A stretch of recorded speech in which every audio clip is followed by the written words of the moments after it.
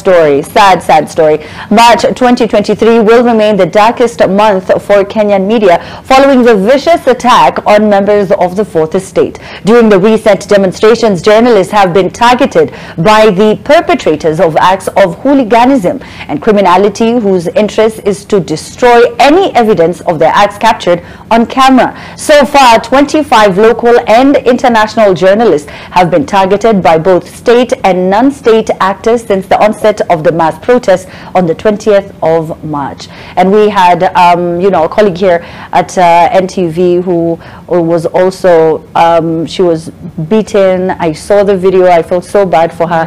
She was just trying to bring you a story, and, for her to experience that, it pained me to see her cry. Tracy, you watched the video? I couldn't even get myself to finish. You know what I mean? Because constitutionally, this is what we're meant to do. We're meant to cover stories like this, right?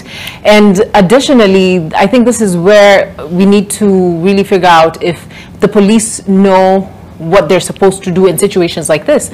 Because in a situation like this, they're supposed to separate, right? Who are the people that, are probably working? Who are the people who are doing the wrong thing during this protest? You're supposed to be able to identify the certain categories of people so that you know how to address them accordingly, right? But just targeting the entire population and using the force that they did, it was really uncalled for. Mato? I recently came to find out that the media is one of the most feared by a lot of government agencies and, just individuals in the state, whether it's police or, people who work in parastatals, work in ministries, etc. They're really afraid of the media. And I feel that sort of the police found this as an opportunity to get back at this media. And it didn't help when the DCI came up and put fake pictures of incidences that happened in 2019, 2015, etc.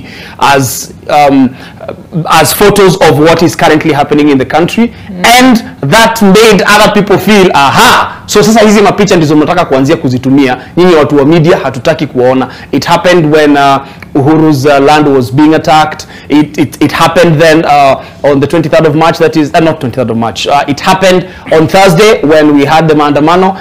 I don't think we are going to see an end of the state fighting the media. Unfortunately, this will go on for a while.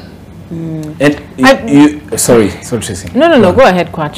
What I wanted to say is, even if the state was trying to quell down the protesters, wachana na the media, the protesters, those who are actively there, an irate mob going out there, this is not how the police should handle people who are protesting, let alone the media. People who are there to cover. What they're trying to do, Mato, is when people are blind, they can't see. The media is the eye of the people. If they can't see what's going on uko nje, then it becomes easy to do things in the dark. I usually say that. And one of the saddest days of my life, things that I will live to tell my grandchildren, is that time when media was switched off for 3 days. It remains to be one of the saddest. And unfortunately, this is how anarchy starts. That when the first thing they want to shut off is anyone who is trying to report what is going on. Because when they shut you out from the rest of the world, that's how they do it. They shut it out through the media so that the other people who are remaining in the field become afraid. Yes. You do not cover it because you know the work of the media depends on it going to the very active parts of the war. So now journalists will go back to that thing of no story is worth losing your life for and not cover the story. And in essence, the state is succeeding in this because you don't just have the police officers being the ones who are shutting down the media. We also have the protesters and hooligans who are also shutting down the media. So in essence, what was being said that the media should not cover the protests, they are succeeding in this way, one or another. And Mato, the difference between a small difference, maybe it is not existent, but the small difference is that the police should be protecting the media from the hooligans as well. Exactly, that's what I was going to say. They should be able to protect the media. But it didn't happen. It didn't happen. And even just the forceful break-ins, the tear gas. Unnecessary. So unnecessary. That's something everyone, this entire situation has just made me think about education. Like, us as citizens, civic education, like what should we do during a protest?